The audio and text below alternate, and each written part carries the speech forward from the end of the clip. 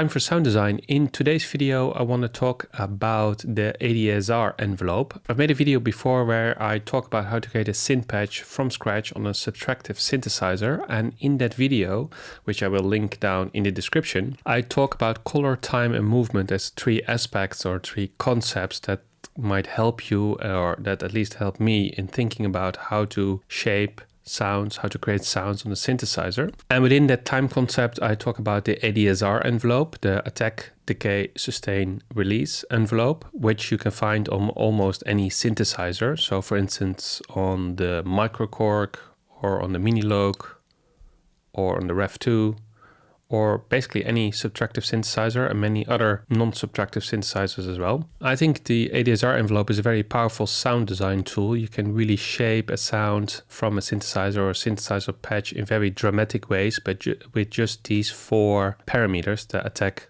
decay, sustain, and release. So I want to demonstrate that in Ableton with the Drift synthesizer. I also want to talk about how you can use this concept of the ADSR envelope with audio samples. So if you work directly with audio on the timeline in your DAW in Ableton or in Logic or whatever, you can still use the concepts of the ADSR envelope to shape your sound and to have more control over it when creating new sounds and using audio in your tracks. But before we get to the audio part, let's first start with the basics in a subtractive synthesizer, and I'll show you what I mean. So let's go to Ableton and load up a synthesizer. Okay, so here in Ableton, I have the Drift synthesizer on a MIDI channel on channel 1. Just the initial patch. Very basic. And you can see that the envelope is here. The attack is 1 millisecond, decay is 600, sustain 70%, and release is 600 milliseconds. And when I hold a note, you will see that it just sustains. When you use a bit of attack, you have that fading in feel. So what I like to do often is turn the sustain all the way down and create really short sounds. So let's leave that at 1. Maybe increase the decay a bit. Or decrease. So you can already see you can create like nice percussive sounds. Add some noise.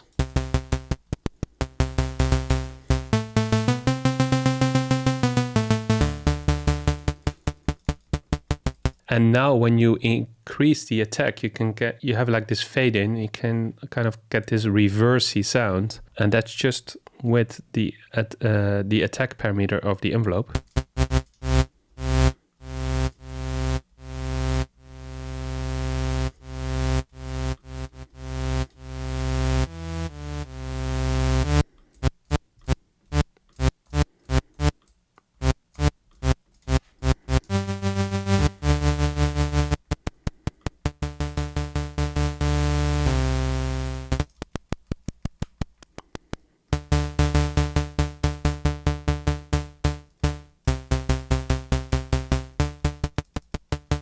So playing around with these four parameters, attack, decay, sustain, release, before even looking at the oscillator and the filter, you can create a whole world of different sounds. And especially these really short sounds are something that I use a lot, because then you can have a lot of short sounds together to build up a bed or like a whole atmosphere of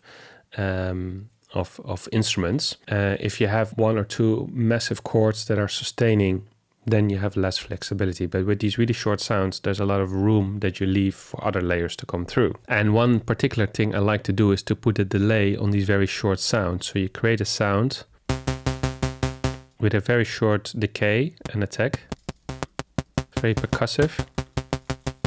And then you put a delay on it. You filter the output a bit, put some stereo spread on it.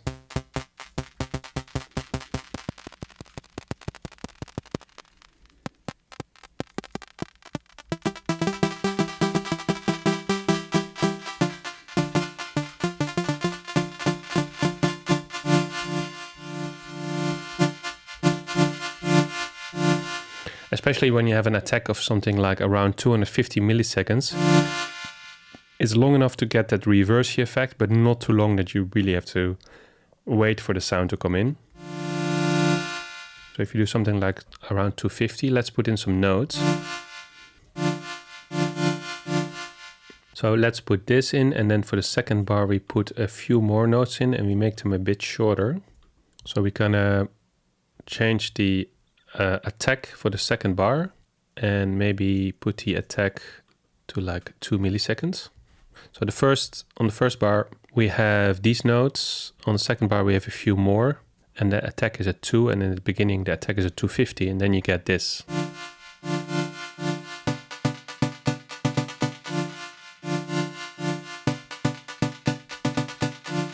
And as you can see, the delay, the right channel is a bit offset, -6% almost, and I filter the output towards the high frequencies. So that first bar with the reversey sounds, it sounds very flowing and kind of, you know, it has a nice kind of groove. And then the second bar is very percussive because it's a very short sound, because the decay is also at 250. If we decrease the decay even more,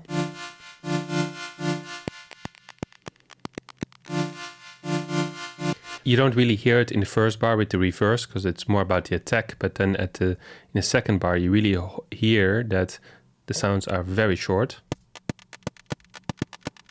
Maybe a bit too short.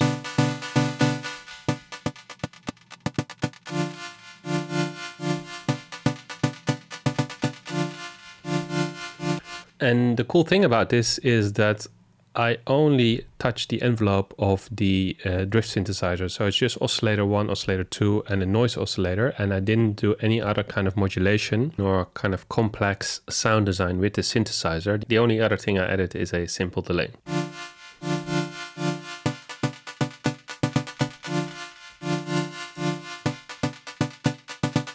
So this idea of making the ADSR quite the important sound design tool when using a synthesizer, you can also apply this idea when you work directly with samples on the timeline. Of course, there's no ADSR envelope in that sense, but what you can do is basically create fade-ins and fade-outs and copy stuff to mimic the attack, the decay, sustain, and release with a sample. So I'll show you what I mean with that. So for instance, if you take a snare drum, just an audio sample of a snare, let's find something good. This one, for instance. Let's create 1-bar loop. So this is just an audio file of a snare. Let's use this snare, the 505 ASR, just a snare drum.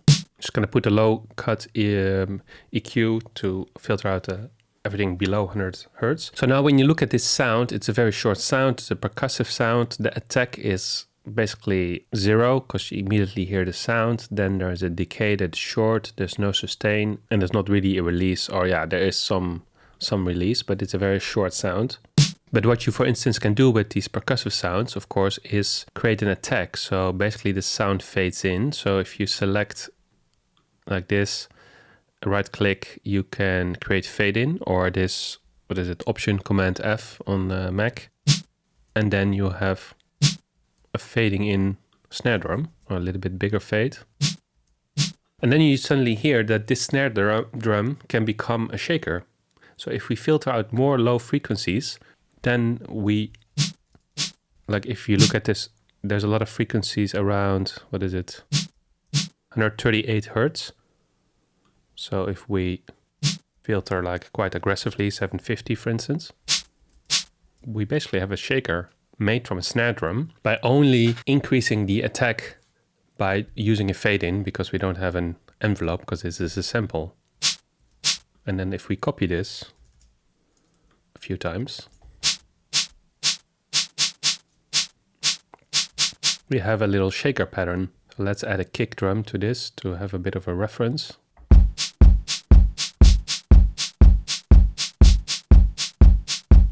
And let's put one more.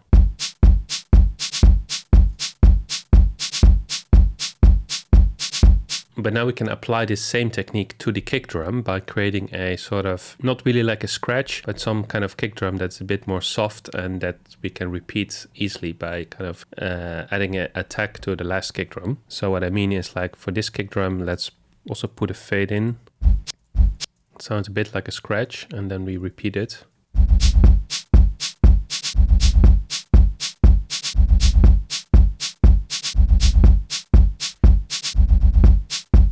Maybe we make a 2-bar pattern, so we only do this once in 2 bars. Otherwise it's a bit too repetitive in one bar.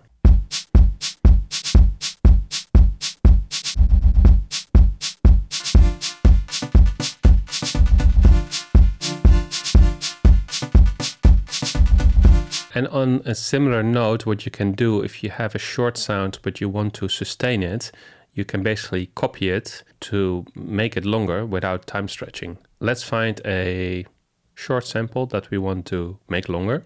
Okay, so I found this sample. It's from Music Radar. It's an Gretsch electromatic Western guitar sample. Sounds like this. So it's a quick attack, then a decay, and it doesn't really sustain, but there's a long release. So if we want to pick out somewhere here in the beginning and we want to extend it, maybe this part, let's cut it, duplicate it, reverse it, give it another color. And now we can kind of extend this. If we play it from the beginning,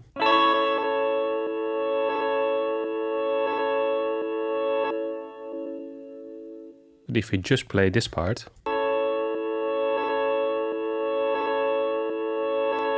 it sounds already pretty good. Now we just want to create a fade. So we select a little bit of the first part and a little bit of the second part. Create a fade or a crossfade, I guess.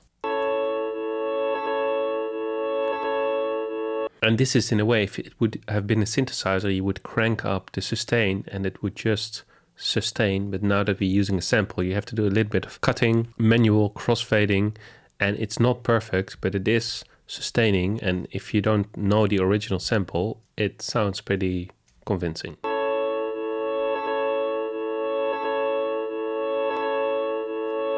So yeah, when you work with samples with audio on the timeline, you still can think about the ADSR that you find on your synthesizer and think about like, oh, the attack portion of the sound, the decay portion, the sustain and the release. And just by cutting and pasting and using fade-ins and fade-outs, you can shape the sound very easily as you would in a synthesizer. So for me, this is a very powerful and very important sound design tool, especially because I'm into very short stuttery sounds and sort of the reversey sounds. So sometimes I load an init patch, an initialized patch of a synthesizer, and the only thing I change is the ADSR envelope at some delay and not really messing with the filters or the oscillators. So hopefully this is inspirational. Let me know how you use the ADSR envelope, how you work with audio on the timeline, or if you have any tips and tricks when using an ADSR envelope. As always, keep making music. Thanks for watching and see you in the next one.